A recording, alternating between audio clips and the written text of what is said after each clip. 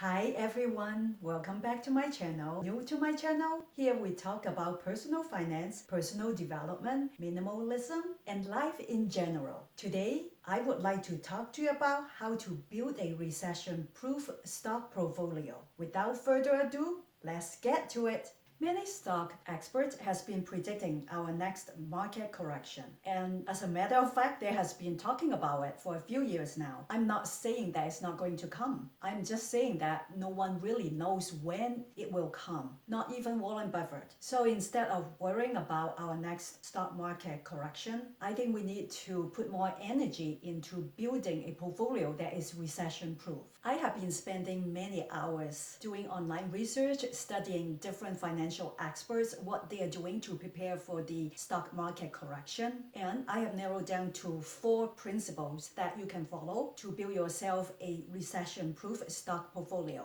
Let's get to it now. The first principle is to invest in less volatile stocks that generate great returns. Second principle, pick solid blue chip dividend paying stock. Third principle, pick companies that do well regardless of what market condition we are in. Fourth principle is never overpay for any stocks. Now let's dive in and visit each principle in more details. Number 1 principle, invest in stocks which are less volatile but generate great returns, which means find stocks which are historically less volatile when compared to their peers but generate great returns when compared to the broader market. Well, dividend growth stocks fit the bill because companies like AT&T, Johnson & Johnson, 3M and others keep increasing their dividends to shareholders even during recessions. If you need more convincing, here are some benefits for owning dividend paying stock. Number 1, income. Dividend paying stocks can offer investors with a steady income stream regardless of market conditions. Number 2, wealth. Dividend paying stocks can offer long-term growth also, which means that the stock price value can appreciate much faster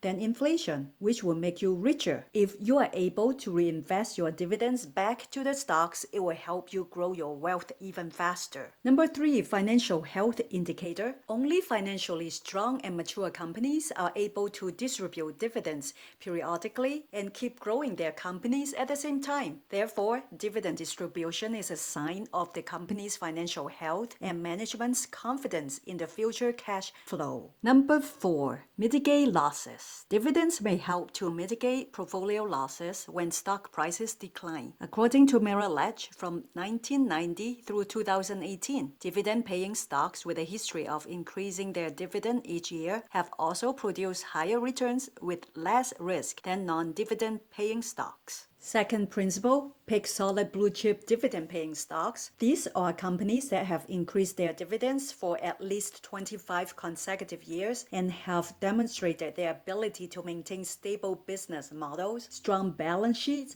and conservative corporate cultures. The common traits of these companies are they reinvest money back into growing their business, they pay dividends regularly, they buy back shares, they have a reasonable level of debt, they may make acquisitions. According to one of the financial experts, Lynn Eldon, she stated that companies with high shareholder yields, which is the combination of dividends, share buybacks, and debt reduction, have outperformed other types of stocks by a wide margin over the past several decades, which means that the key is to find companies that will continue to grow dividends going forward, and don't forget to include debt reduction and share buybacks into your evaluation. While past dividend growth is no guarantee for the future, overall a well-balanced of blue chip companies which have been increasing their dividends for over 25 years consecutively and have strong indications of keeping that trend for the near future will possibly provide you with a steady income even during recessions. Investing in dividend-paying stocks means your investment income is based on a company's fundamental ability to make money and to pay shareholders, regardless of their fluctuating share price or the volatility of the stock market.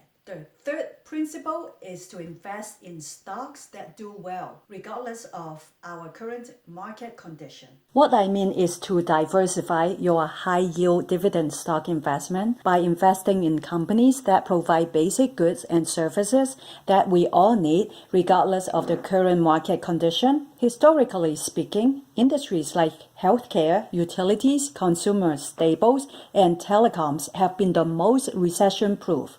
Their sales are not likely affected by the downturn of the economy since they sell necessities like food items, electricity, gas, wireless internet, and medical care. Even though you may feel very confident in owning this type of stocks, take into account not to invest more than 25% of your investment in one specific sector though, because no one can really predict which industry will perform best at any given time.